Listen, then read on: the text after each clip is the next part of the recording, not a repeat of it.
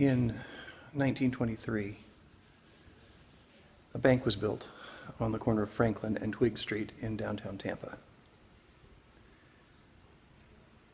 When it opened, it catered to a very wealthy clientele. But it hadn't been open long when they realized there was an untapped market. You see, the majority of folks who were storing their worldly possessions in the bank had come across their monetary gains in sometimes less than legal or morally acceptable ways. These people had a concern about their well-being after they passed. They were afraid that their afterlife would not be as pleasant or as comfortable as their current life.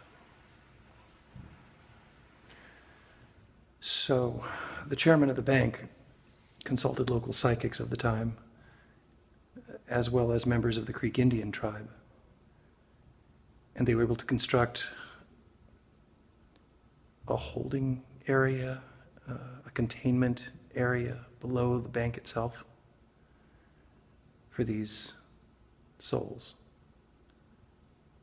these spirits.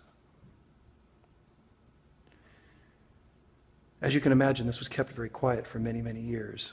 Only the most elite were able to participate in the ritual that would allow them and guarantee them safe passage and storage in this vault of souls. It always happened in October, when the veil between this world and the next is at its thinnest.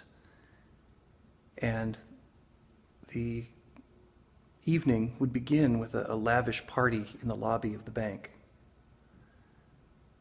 Guests were invited to come dressed to the nines.